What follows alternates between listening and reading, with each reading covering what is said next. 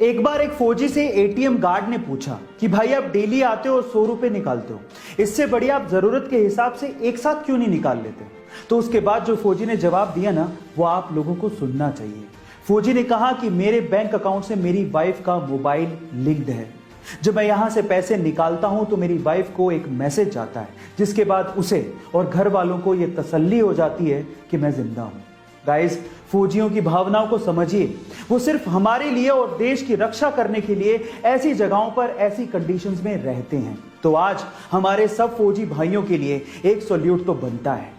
Guys, एक जिंदा इंसान अगर पानी में तैरना नहीं जानता तो वो पानी में डूब सकता है और मर सकता है, लेकिन एक मृत शरीर अपने आप पानी में तैरने लगता है। ये कितनी अजीब सी बात है, लेकिन इसके पीछे का साइंटिफिक तर्क क्या है, जरा उसे भी जान लेते हैं। देखिए, पानी में वो चीज डूबती है जिसकी डेंसिटी या घनत्व पानी से ज्यादा होता है।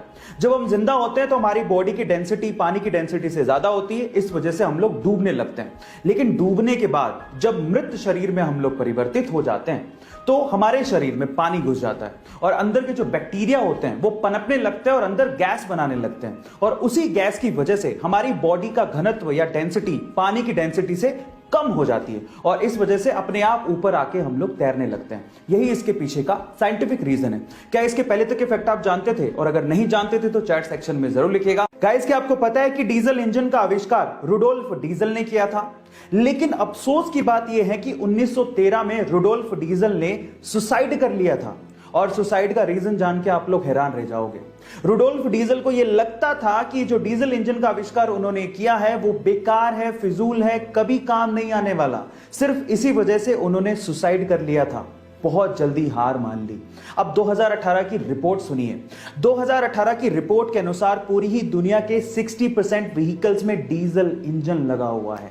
इसीलिए कहते हैं इतनी जल्दी हार नहीं माननी चाहिए। किस्मत का पहिया कब पलट जाए किसी को नहीं पता। आप लोगों के एग्जाम इंपॉर्टेंट हैं, लेकिन आपकी जिंदगी से इंपॉर्टेंट नहीं है।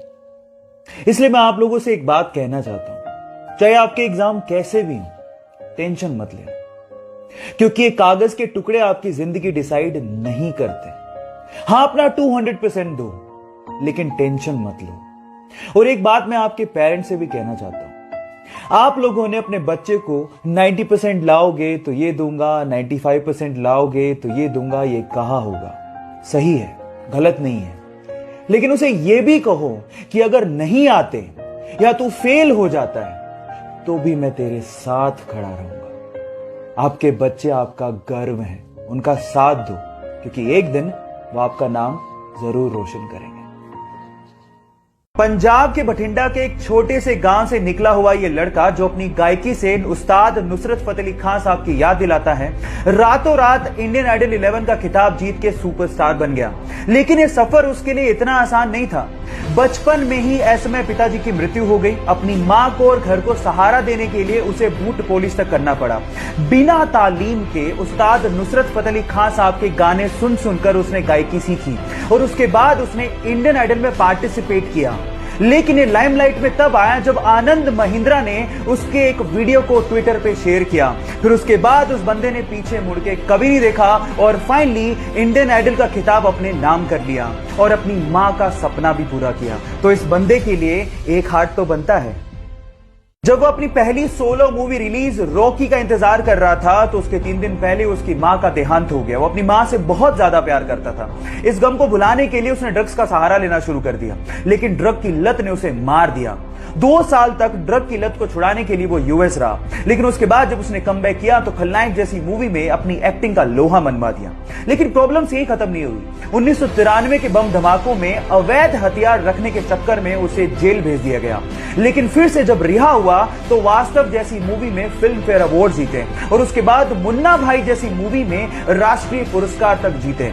लेकिन प्रॉब्लम्स यही खत्म नहीं हुई। 2013 में अदालत ने उसे फिर से दोषी पाया और 5 साल की कैद की सजा सुना दी। इतने उतार चढ़ाव देखने वाले हमारे संजू बाबा आज भी अपनी एक्टिंग के दम पर बॉलीवुड में अपना एक अलग मुकाम बनाए हुए हैं। तो अपने संजू बाबा के लिए एक लाइक तो बनता है।